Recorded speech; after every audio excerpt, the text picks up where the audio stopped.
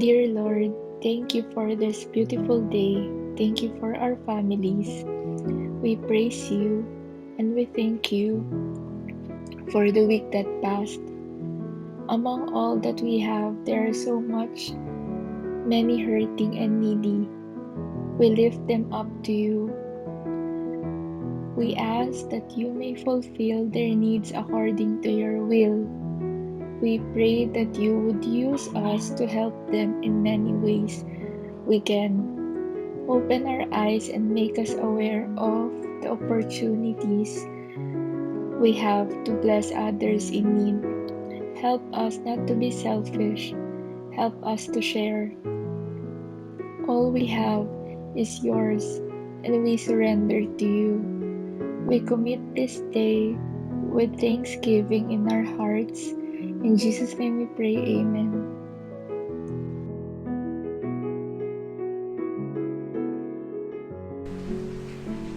Psalm 37 1 to 9. Don't worry about the wicked or envy those who do wrong, for like grass, they soon fade away. Like spring flowers, they soon wither. Trust in the Lord and do good. Then you will live safely in the land and prosper. Take delight in the Lord, and He will give you your heart's desires. Commit everything you do to the Lord. Trust Him, and He will help you. He will make your innocence radiate like the dawn, and the justice of your cause will shine like the noonday sun. Be still in the presence of the Lord, and wait patiently for Him to act. Don't worry about evil people who prosper, or fret about their wicked schemes. Stop being angry. Turn from your rage. Do not lose your temper. It only leads to harm. For the wicked will be destroyed, but those who trust in the Lord will possess the land.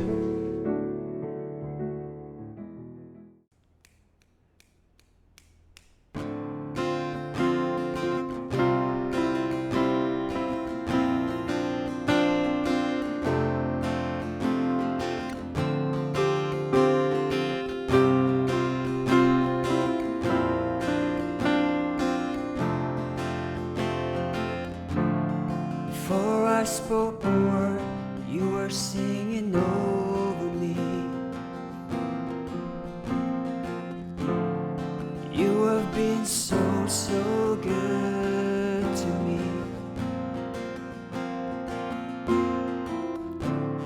Before I took a breath, you breathed your life in me.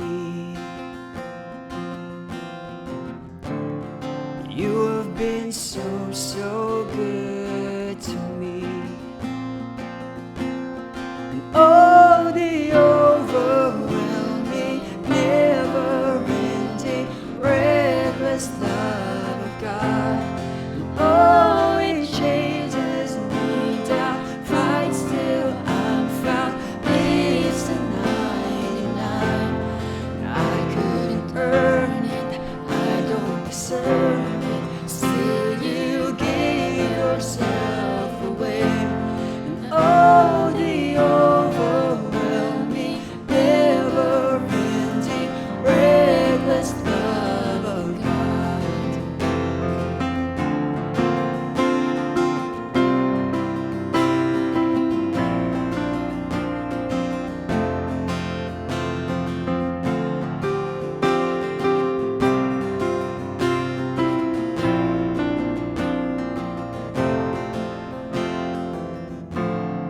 I was your foe, still your love fought for me.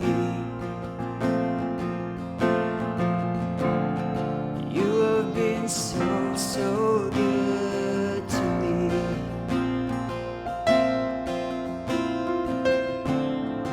I felt no worth, you paid it all for me. You have been so, so kind to me. Oh, the overwhelming, never-ending, reckless love of God. And oh,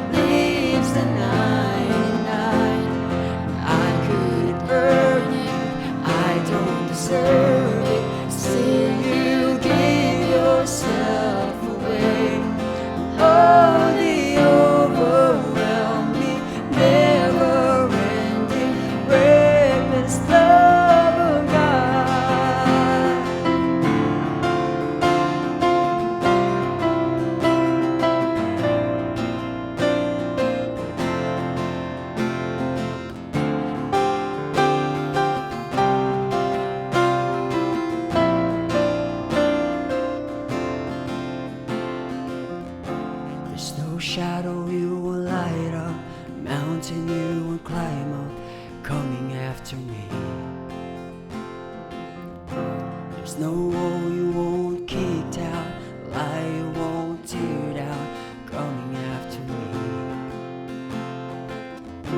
There's no shadow you won't light up, mountain you won't climb up, coming after me.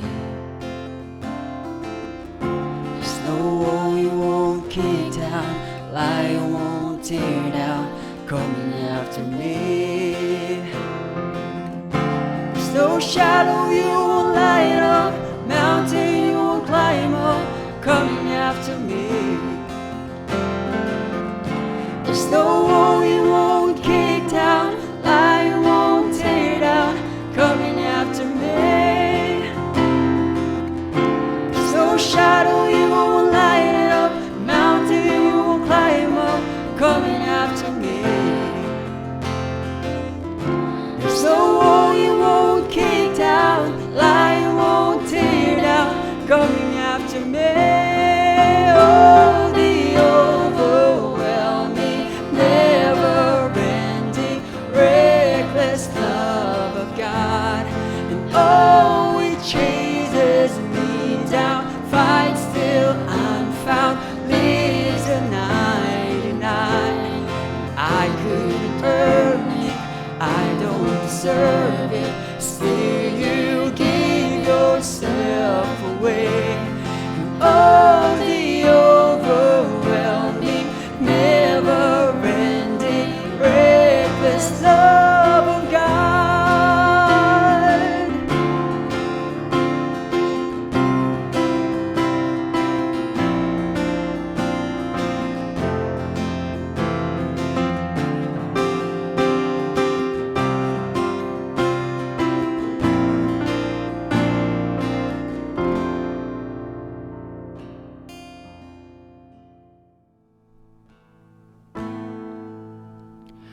When my hands stretch out towards the sky, you never let me run dry. When I dive into the depths of you, my heart is made anew. Jesus in you. When my hands stretch out towards the sky, you never let me run dry. When I dive into the depths of you, my heart is made anew. Jesus in you. Your love is a flood, and I'm caught in the covering of your living waters. It's your love, it's your love. Your presence is a flood, and I'm caught in the wonder. You have taken me over, you have won my heart, yeah.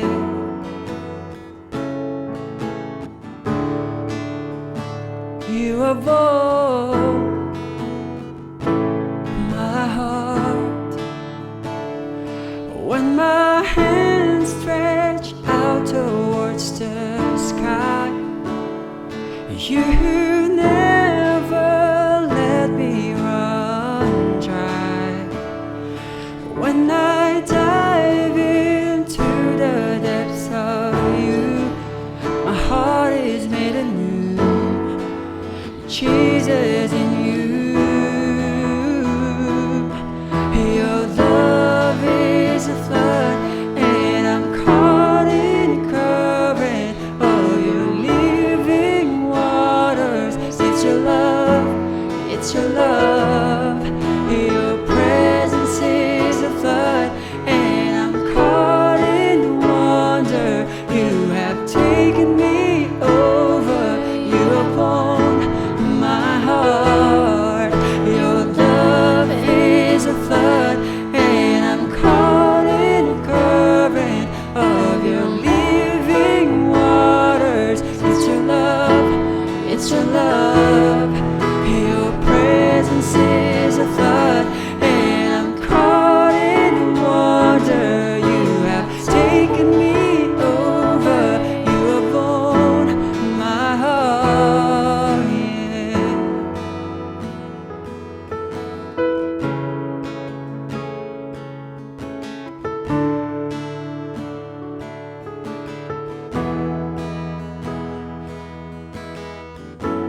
Into the deep I will go with you.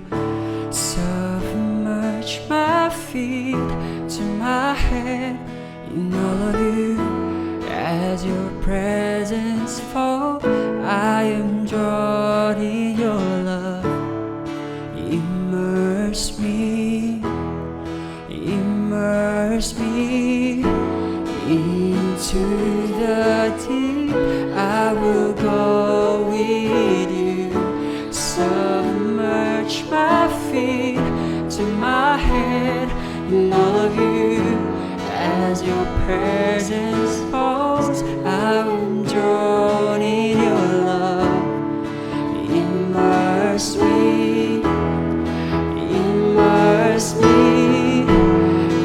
into the deep. I will go with you. Submerge my feet to my head and all of you. As your presence falls, I am drawn in your love. Immerse me immerse me immerse me immerse me immerse me. Your love is a flood, and I'm caught in the current of your living waters. It's your love, it's your love. Your presence is a flood, and I'm caught in the wonder. You have taken me over, you have won my heart. Your love is a flood, and I'm caught in the current of your living waters. It's your love, it's your love.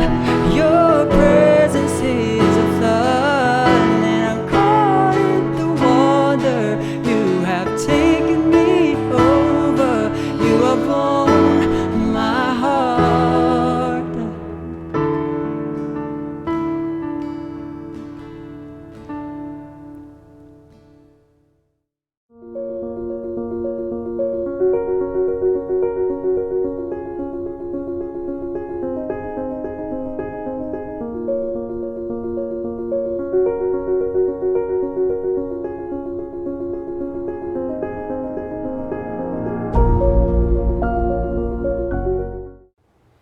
Good morning mga kapatid.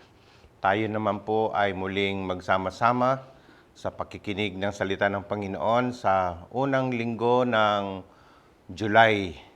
Hindi natin namamalayan, naubos na natin ang first 6 months or first half of the year 2021. Na ganyan po kabilis ang ating panahon. At dahil po ngayon ay bagong buwan, mayroon din po tayong bagong serye. At ito po ay ibinigay sa atin ni Pastora, nagbibigay sa atin ng mga naghahanda ng mga serye ng mensahe.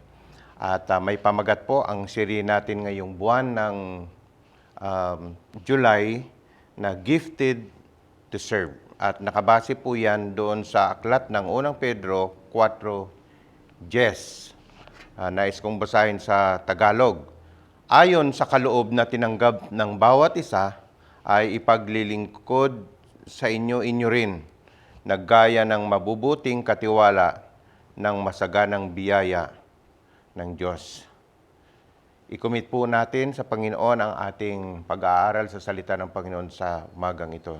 Dakilang Ama, kami po ay nagpapasalamat sapagkat patuloy mo kaming ginagabayan sa araw-araw, pinoprotektahan sa pamamagitan ng iyong mga salita at mga pangako na nagbibigay sa amin ng lakas at kakayanan upang harapin ang iba't ibang hamon ng aming mundo, lalo na sa panahon na ito ng pandemya, Panginoon, sa aming daigdig.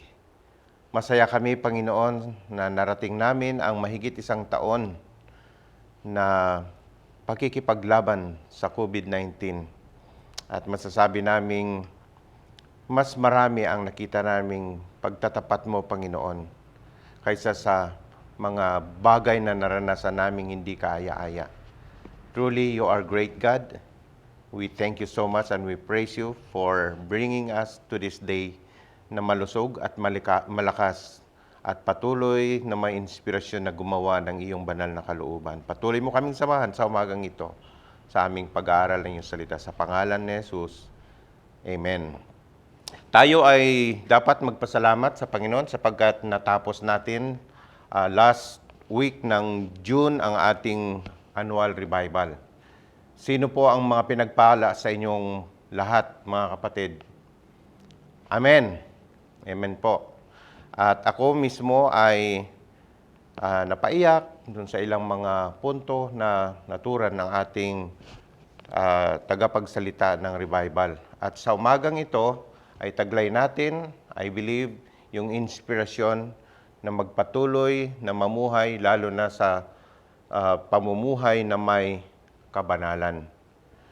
Alright, so ang first theme na binigay po sa akin ni Pastora ay the power in your gift.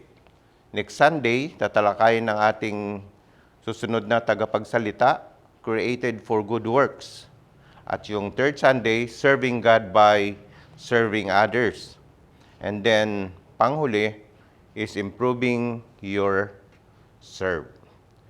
So, the power in your gift, this is the parable of the talent. At hanguin natin ito sa Matthew 25 verse 14 to 30. Hindi ko na po babasahin lahat dahil mamaya ay isa-isahin natin sa narrative ang mga talatang ito. Kunting background lang po. Ang aklat ng Mateo, particular na ang Matthew chapter 25, ay pagpapatuloy lamang po at pagwawakas ng Panginoon sa kanyang 5 talumpati o tawagin sa English, discourse ng ating Panginoong Hesus tungkol sa kaharian ng Diyos, huling mga araw, at sa kanyang muling pagbabalik. At ang 5 ito ay number 1, Sermon on the Mount. Mababasa natin yan sa chapter 5 to 7 ng venue according to tradition dahil hindi naman natin mababasa doon sa mga talata. Ito raw po ay sa Mount Eremos, not in the Mount Olive. Nabanggit dito ang Beatitudes o yung sinasabi nating mapalad at nabanggit din po yung about the Lord's Prayer. At ang pangalawang sermon ng ating Panginoon ay missionary instruction or discourse on mission. Chapter 10 po ng aklat ng Mateo. The choosing, empowering, and mission of the 12, bababasa natin doon. The persecutions of the disciples, the cost of discipleship, and many others. At ang pangatlo, yung tinatawag na parabolic discourse, pagtuturo ng Panginoon sa ilang mahalagang mga talinghaga. Sa chapter 13 ng aklat ng Mateo rin po yan. Here mention the 7 parables. Kung ano yung mga 7 ito, una, the parable of the sower, the tares, the mustard seed, the parable of the leavened bread, the parable of hidden treasure, the pearl, and the drawing of the net, etc. At ang pang-apat na diskurso is a discourse on community or the church, because church is called a family or a community. We could read that in chapter 18. At nabanggit dito sa kapitulong ito about the teaching of Jesus Christ on true greatness, kung paano magiging great. You must be a servant of the Lord, sabi pa niya. Warning concerning temptations, mababasa rin natin dyan yung parable of the lost sheep, very popular. And then binanggit din ng Panginoon ang halaga ng pagtitipon, where 2 or 3 gathered together in my name, I am in the midst of them. At nabanggit din po dyan sa discourse on community, the parable of the unforgiving servant. At ang panghuli, na dito tayo kukuha ng ating tampok sa umagang ito, is the discourse on lastings or the prophecy. Makikita natin dito yung rebuke ng Panginoon sa mga scribes and Pharisees. Nabanggit niya dito yung 7 woes to scribes and Pharisees.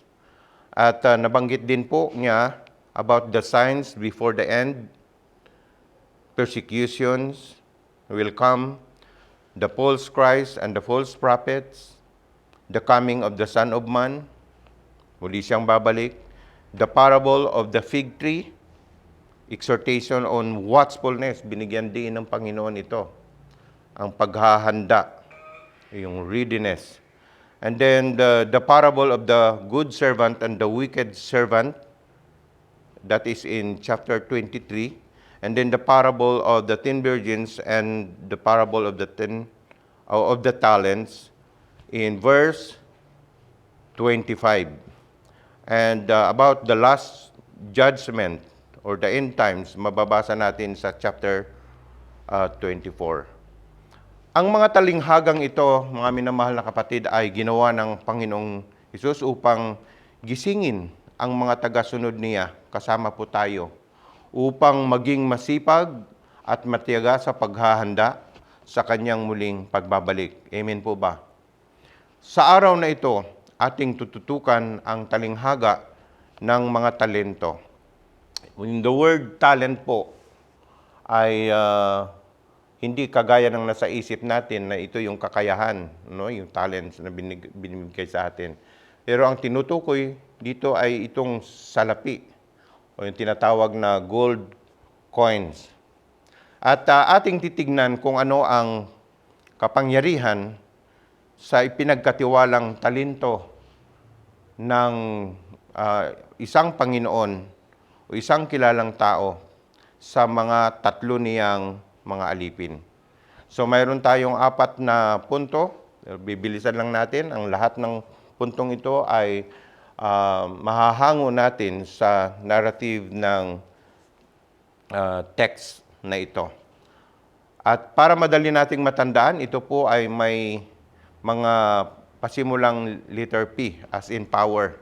Dahil tatalakayin natin ang kapangyarihan sa ipinagkatiwalang talento sa tatlo niyang mga alipin. Yung una, pinagkatiwalaan o at pinamahala, 14 to 15.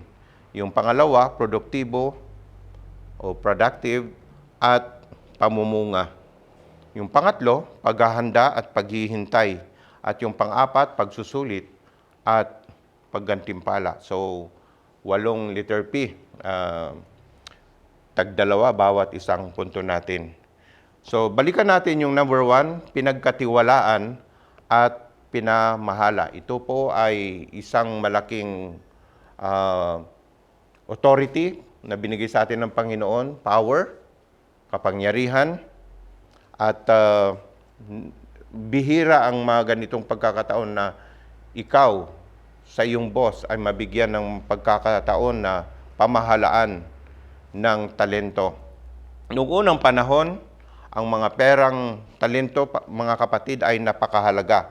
In fact, sa lahat ng mga salapi, yung minas, yung shekels, ito yung sinasabing, itong talents ay sinasabing pinakamahalagang salapi or monetary system during those times. Sa verse 14 to 15, sabi niya, sapagkat tulad ng isang tao na nang paroroon sa ibang lupain, ay tinawag ang kanyang mga sariling alipin at ipinamahala sa kanila ang kaniyang mga pag-aari. Take note, ipinamahala sa kanila ang kanilang pag-aari, kanyang pag-aari.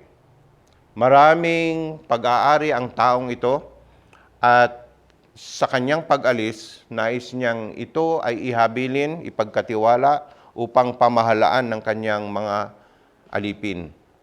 Tayo po ang mga alipin ng Panginoon. At marami tayong mga bagay na ipinamahala sa atin ng Panginoon o pinagkatiwala na dapat nating ingatan, ikalakal, ipaglingkod, and many others. Sa verse 15, sabi niya, at ang isa'y binigyan niya ng 5, ilan? Talento. Ang isa'y 2, at ang isa ay 1. Sa bawat isa'y ayon sa kaniyang kaya. At siya yumaon sa kaniyang paglalakbay. Mga kapatid, napakahalaga po ng mga bagay na ipinagkatiwala sa atin ng Panginoong Hesus. Nung bago siya umakyat sa langit, ano-ano ba ang mga bagay na ipinagkatiwala niya sa iyo? Isang tanong ng Panginoon sa atin, alam mo ba kung ano ang mga pinagkatiwala ko sa iyo? Yung mga kakayanan, yung mga wisdom, kaalaman na ibinigay niya sa atin upang magamit natin sa pagpapatotoo tungkol sa kanyang kaharian. Pagbibigay ng patunay na totoo ang pagpunta rito ng Panginoon sa mundo at totoo rin ang kanyang pag-alis na muli upang balikan ang kanyang mga matapat na mananampalataya. Napakahalaga po, tanungin natin ang sarili natin, ano ba ang mga bagay na pinagkatiwala sa akin ng Panginoon? Alam niyo po ba na ang halaga ng 1 talentong ginto na kanyang ibinigay sa 3 alagad, ang bigat daw po nito ay 34 kilogram o 74.8 pounds. At ang halaga nito, nung tignan ko po sa talent converter to money at present time, ginamit ko yung US dollar, ang halaga nito ngayon po ay 2 million US dollar. Ita-times 50 mo yan. Pagkatapos, ita-times 2 mo ulit para doon sa pangalawang alagad, katiwala. At yung isa ay, yung number 1, 5. Napakalaking pera po. Na siguro kung ibibigay yung kay Clarence, ipapamahalan niya, ikakalakal niya kaagad yon, diba? So, gayon naman ang ginawa ng 2. Kaya lang, yung isa, sumablay. At makikita po natin yan mamaya. So, ang tanong sa ating unang punto, ano-ano ang mga pinagkatiwala ng Panginoon sa iyong buhay? Pangalawang tanong, ginagamit mo ba? Ipinaglilingkod mo ba? Binibigyan mo ba ng pahalaga? O tumalungko ka at wala kang ginawa sa pagsapit ng Panginoon, magbibigay ka ng sulit. Pangalawa, produktibo at pamumunga. Inaasahan ng Panginoon sa kanyang pagbibigay sa kanilang mga kamay ng mga talentong ito. Isa nga ay 5, pangalawa ay 2, at yung pangatlo ay 1. Ayon sa kanila, sabi ng talata na nabanggit dito, ayon sa kanilang kaya. So mapalad ka kung binigyan ka ng higit sa isa. Ibig sabihin, you can multiply, you can run a business out of it, pinagkatiwalaan ka ng mas malaki-laki dahil alam ng Panginoon na ikaw ay masipag na alagad o masipag na alipin. Ang verse 16, 17, and 18, tignan natin, ang tumanggap ng 5 talento, pagdakay yumaon at ipinangalakal niya ang mga yaon at siya ay nakinabang ng 5 pang talento. Ano raw ang kanyang ginawa? Pagkabigay na pagkabigay sa kanyang mga kamay, siya ay yumaon kaagad. At anong ginawa niya? Ito ay tinago. Hindi po. Ipinangalakal niya ang mga yaon, sabi ng verse 16. At siya ay nakinabang o kumita ng dagdag na 5 talento. Ibig sabihin, times 2 na po yung kanyang pera, naging 10 talento na. At milyon-milyon kung sa ating panahon ngayon, dollars ang kanyang hawak-hawak.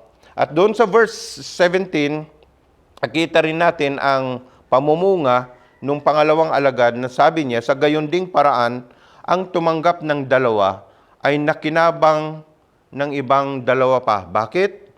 Kagaya ng may 5 talento, ipinangalakal niya rin ito. Kagaya niya. Sabi niya, Sa gayon ding paraan, ang tumanggap ng dalawa ay nakinabang ng ibang dalawa pa. So, naging 4 na talento na po ang nasa kanyang kamay. Ano kaya ang sasabihin ng Panginoon sa kanya, sa kanyang muling pagdating? Ngunit doon sa verse 18, makikita natin na datapwat sabi niya, ang tumanggap ng isa ay yumaon at humukay sa lupa at itinago ang salapi na kanyang Panginoon. Kawawa naman tong taong ito. Nag-iisa na nga lang. Yun na lang nga ang kanyang aasikasuhin. Yun na lang nga ang kanyang ipangangalakal. Wala siyang ginawa maliban sa pagtago nito. At makikita natin mamaya sa pagsusulit kung ano yung dahilan ng taong ito. Pinalalago mo ba, ang tanong, ang mga talentong ipinagkatiwala sa iyo habang naghihintay ka sa kanyang muling pagbabalik? Sinabi ng Biblia, hindi natin alam kung kailan ang muling pagbabalik ng Panginoon. Maaring ngayon, bukas makalawa, bukas makatlo, next month, next week, next year, hindi natin alam. Ang mahalaga po, palaguin natin kung ano yung mga kakayanan. Kung marunong kang mag-drive, marunong kang magturo, marunong kang mag-preach, marunong kang mag-lead ng cell group, ng Bible study, magaling kang mag-counsel sa mga kapatiran o sa mga tao, kakakilala natin na kailangan ng tulong. Ginagamit mo ba? Pinalalago mo ba ito? Pinagyayaman mo ba? Nais ng Panginoon na ito ang ating gawin sapagkat iyon ang kanyang layon sa kanyang pag-aalis upang magpatuloy ang kanyang kaharian dito sa lupa. Muli siya kasing babalik, mga kapatid, at habang naghihintay tayo, tayo po ay kanyang binigyan ng mga tungkulin. Ang pangatlo po, paghahanda at paghihintay. Isang talata lang po ang basihan natin sa third point, yung verse 19. Sabi niya, pagkatapos nga ng mahabang panahon, ay dumating ang Panginoon ng mga aliping yaon at nakipaghusay sa kanila. Ang paghihintay at pagpalipas ng mahabang panahon, mga kapatid, ay isang nakakainip o nakakabagot na gawain. Tama po ba? Lalo na kung wala kang ginagawa. Nakaupo ka lang, nakatingin sa malayo, naghihintay. Sabi niya sa talata, pagkatapos ng mahabang panahon. Ang mahaba po ba ay mahaba? Ang mahaba po ba ay maikli? Sabi niya po, mahabang panahon. Hindi ko lang na-research kung gaano katagal itong mahabang panahon. Pero maaari natin po itong ihalintulad sa ating paghihintay sa napakahaba ng panahon sa sinabi ng Panginoon na ako'y aalis at muling magbabalik. Babalikan niya po tayong muli. Hanggang ngayon, matagal na, tumanda na tayo, pumuti ng ating mga buhok. Dahil sa walang namang date, mahaba na talaga ang panahon ng ating paghihintay. Ngunit sa mga panahon na ito, ng ating paghihintay, ang tanong, naghahanda ka ba sa iyong paghihintay sa ating Panginoon?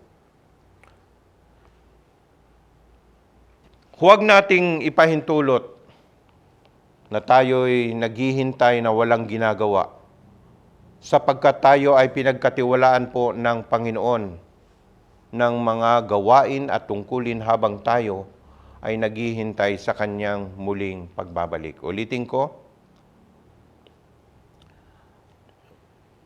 huwag nating ipahintulot ito sapagkat tayo ay pinagkatiwalaan ng ating Panginoon ng mga gawain at tungkulin habang tayo ay naghihintay sa kanyang muling pagbabalik. Ang panghuli po at pang-apat, pagsusulit at paggantimpala. Verses 19 to 30. Isa-isahin natin ang narrative na nandito. Pagkatapos nga, verse 19, ng mahabang panahon ay dumating ang Panginoon ng mga aliping iyon at nakipaghusay sa kanila o kaya nakipag-account sa kanila. At nais ng Panginoon ma-check kung ano ang kanilang ginawa doon sa mga talento na ibinigay sa bawat isa sa kanila. Sa verse 20, ang tumanggap ng 5 talento ay lumapit at nagdala ng 5 talento na nagsasabi, Panginoon, binigyan mo ako ng 5 talento, narito ako'y nakinabang ng 5 talento. Ilang porsyento po? 100%. Kaya yung 5 ay nagiging 10 talento. Ito yung ipinagbigay sulit. At mamaya makikita natin kung ano yung gantimpala na ibibigay ng Panginoon. Sinabi sa kanya ng kaniyang Panginoon, mabuting gawa, mabuti at tapat na alipin, nagtapat ka sa kakaunting bagay, pamamahalain kita sa maraming bagay. Pumasok ka sa kagalakan ng iyong Panginoon. Yung pong 5 talento, bagamat nabanggit natin kanina ay napakalaking halaga. Sa Panginoon, ito sabi niya ay kakaunting halaga. Pero dahil sa naging matapat ang alagad na ito o ang aliping ito sa 5 alagad ay 5 talento, kumita muling tumubo ng another 5 talents. Tingnan natin mamaya kung ano yung sagot ng Panginoon. Sinabi sa kanya ng kanyang Panginoon, mabuting gawa, mabuti at tapat na alipin, nagtapat ka sa kaunting bagay, pamamahalain kita sa maraming bagay, pumasok ka sa kagalakan ng iyong Panginoon. Kagaya nung sinabi niya doon sa may 5 talento, gayon din ang sinabi niya doon sa may 2 talento. Sa verse 24, at lumapit naman ang tumanggap ng 1 talento at sinabi, Panginoon, nakikilala kita at ikaw ay taong mapagmatigas, na gumagapas ka doon sa hindi mo hinasikan at nag-aani ka doon sa hindi mo sinabugan. 25, at ako'y natakot at ako'y yumaon at aking itinago sa lupa ang talento mo. Narito na sa iyo ang iyong sarili. 26, datapwat sumagot ang kanyang Panginoon at sinabi sa kanya, ikaw na aliping masama at tamad, nalalaman mong ako'y gumagapas sa hindi ko hinasikan at nag-aani doon sa hindi ko sinabugan? Gayon pala'y ibinigay mo sana ang aking salapi sa nagsisipangalakal ng salapi. Yung ibang translation, sa bangko. Invest daw po sa bangko. At nang sa aking pagdating, ay tinanggap ko sana ang saganang akin pati ng pakinabang. Ang verse 28, alisin nga ninyo sa kaniya ang talento at ibigay ninyo sa may 10 talento. Sapagkat ang bawat mayroon ay bibigyan at siya ay magkakaroon ng sagana. Ngunit ang wala, pati pa ang nasa kaniya ay aalisin sa kaniya. At ang aliping walang kabuluhan ay inyong itapon sa kadiliman, sa labas. Diyan na ang pagtangis at ang pagngangalit ng mga alipin. Hindi lang po siya itinaboy sa labas ng bakuran. Kung mapansinin ninyo, sinabi niya, kadiliman sa labas. Na diyan daw po ang pagtangis at pagngangalit ng mga ngipin. This is the description in other areas of the Bible about the hell o sa impyerno na magiging pakinabang. Sabi niya doon sa mga tagasunod o alipin na walang kabuluhan at tamad. Walang ginagawa, tamad. Sabi nga ng iba di bali nang hindi kumain, hindi naman pagod. Yan. Moto yan po ng mga tamad na tao. Yung ayaw kumilos. Parang si Juan tamad, nakahiga lamang sa ilalim ng puno ng bayabas. naghihintay ng mahuhulog na bunga. Tamad ka ba o masipag ka? Yan ang malaking tanong sa bawat isa sa atin. Sa panahon ng pagsusulit sa harap ng ating Panginoon, ang tanong, taas noo ka bang makaharap sa Kanya? May mukha ka bang maihaharap sa Kanya? Sa pagsusulit, mayroon ka bang taas noong humarap sa Kanya? O nakatungo ang iyong ilong, ay ang iyong ulo, dahil sa wala kang ginawa sa talentong ipinagkatiwala sa inyo. These verses explain itself, self-explanatory po ito, at napakadaling maunawaan. Sa panahon po ng pagsusulit, tatanggapin mo kaya ang gantimpala o tatanggapin mo ang gantimpalo dahil wala kang ginawa? Pwede nating maiwasan ito, mga kapatid, if we are going to respond to the truth of our sermon this morning. Sa pagwawakas, kung tayo ay kabilang sa kaharian ng Diyos, tayo ay binigyan lahat ng kapangyarihan para paglingkuran siya. Amen? At ito ay nasa sa atin kung paano ang mga ito gagamitin. Sapagkat isang araw, sa kanyang muling pagbabalik, tayo ay kanyang tatawagin upang magbigay sulit sa kanyang harapan. Ating paghandaan ang panahon na yan. Maglingkod tayo sa kanyang kaharian ng may katapatan at pagtitiis o buong pagtitiis. Gamitin natin ang mga kakayanang ibinigay niya sa atin.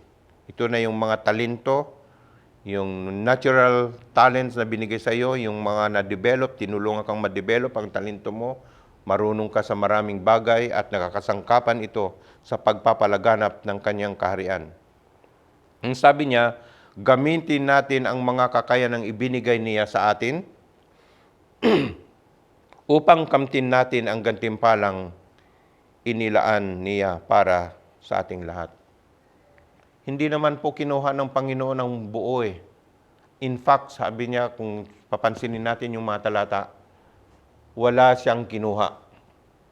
Yung binigyan ng 5 na naging 10, kanya lahat yon. Yung 2 na naging 4, para sa kanya rin yon. Pero yung nag-iisa, dahil walang ginawa, binawi pa sa kanya at ibibigay, idadagdag pa doon sa may 10 talento. Question, are you productive? Or are you like the wicked and lazy servant? Kayo lang po ang makapagsasagot niyan. Be productive where the Lord has given you ability and opportunity to serve Him while waiting and preparing for His return. Ang ginagawa po natin, lalo na ngayon, na-hold tayo sa iba't ibang gawain. Sa loob na lang tayo ng bahay gumagawa halos. Tapos baka maging relax pa tayo. Ang tangi na lang minsan nagagawa natin ay magdasal. Manalangin para sa ating simbahan, sa ating gobyerno, sa ating daigdig, sa eradication ng COVID-19. Baka hindi pa natin ito nagagawa. Or, ang pwede mong gawin ngayong pandemya para ma-feed ang iyong spiritual life, mag-devotion ka, magbasa ka ng Biblia at manalangin. At dumalo o kaya makiisa sa ating mga cell groups or online Bible studies. Napakahalaga po niyan. Cuidado tayo. Baka ultimo yung ating worship service na ginagawa ay hindi pa natin nadadaluhan ito. Mayroon naman tayong mga gadget. Gayon din ang mga Bible studies, cell groups, prayer meeting, online. Lahat ng online ministries na ginagawa ng ating simbahan. Dahil ito yung napapanahon. Hindi tayo pinapahintulutan pang magkita-kita sa loob ng simbahan, personally, face-to-face. Samantalahin natin kung ano ang mga mediums na binigay sa atin ng Panginoon para tayo ay maghanda ng lubos sa kanyang muling pagdating. Masasabihan ka kaya ng ating Panginoon ng well done, good and faithful servant. Enter into the joy of the Lord. Napakatamis ng mga kataga. Nais kong marinig ito mula sa bibig ng ating Panginoon sa panahon na tayo ay kukunin na niya at haharap sa kanyang trono. Gusto kong marinig ang sabihin ng Panginoon, well done, good and faithful servant. Kaya mga kapatid, maglingkod po tayo ng may katapatan, ng matuwid na paglilingkod sa ating Panginoon o makatuwirang paglilingkod. O kaya ang kanyang sasabihin sa iyo ay, you wicked and lazy servant, ikaw masama at tamad na alipin. Ang sabi niya, you are consigned to the place of torment. Papatapon ka ng Panginoon, parurusahan ka sa isang lugar, sabi niya na madilim. May apoy naman doon, pero madilim, sabi niya. At dito ay may pagngangalit ng ngipin at buong pagsisisi mong maalaala ang mga hindi mo ginawa alang-alang sa kaharian ng ating Panginoon. Kung ano ang sasabihin sa atin ng Panginoong Hesus sa panahon ng kanyang muling pagbabalik, ay nakasalalay po ito sa kung ano ang ating ginawa sa panahong kasalukuyan o sa panahon ngayon. So mga kapatid, hindi po biro. Ang kapangyarihan po ng talentong binigay sa atin ng Panginoon will change our future perception. Babaguhin ang ating buhay dito sa panahon ngayon. Gagawin niya tayong maging masipag. Kagaya ng isang magsasakang umaasa sa kanyang ani. Excited. Buong panahon bago anihin ang kanyang mga pananim na naggumagawa, nag-aasikaso sa kanyang pananim. Let us work every day faithfully until the coming of the Lord Jesus Christ. Magandang umaga mga kapatid. Ito po ang salita ng Panginoon para sa ating lahat. Tayo ay manalangin. Dakilang Ama, sa umagang ito kami po ay nagpapasalamat sa mayamang mga salita mo, Panginoon, doon sa huling diskurso, pagwawakas ng iyong diskurso, Panginoon, sa Mount Olive. At ito, Panginoon, ay nagre-remind sa amin na habang kami naghihintay sa iyong ipinangakong pagbabalik, pangalawang pagbabalik, ay gawin namin ang aming kakayanan ayon sa mga talentong ibinigay niyo sa bawat isa sa amin, na ipaglingkod namin ito, matulungan ang aming kapwa, lalo na ang mga makasalanan, mabigyan namin ng gabay, Panginoon, ang iyong mga anak, ang iyong mga tupa, upang sila ay tuloy-tuloy na makarating doon sa dakong iyong inihanda para sa bawat isa sa amin. At ang bawat isa nawa sa amin ay makarinig ng iyong mga tagang, well done, my good and faithful steward, enter ye into my joy. I ask you, Lord, this morning, nagabayan niyo kami sa lahat ng aming mga ginagawa. Maraming salamat po at ibinabalik namin sa iyo ang papurit pasasalamat sa lahat ng iyong gagawin sa buhay ng bawat isa in response to this message. In the mighty name of Jesus our Lord. Amen. At ngayon mga minamahal na kapatid, ang dakilang pag-ibig ng Diyos Ama, ang biyaya ng kanyang anak na si Jesus, ang pagkikipisa ng banal na Espiritu naway suma sa ating lahat, ngayon at magpakailan paman. Amen and amen.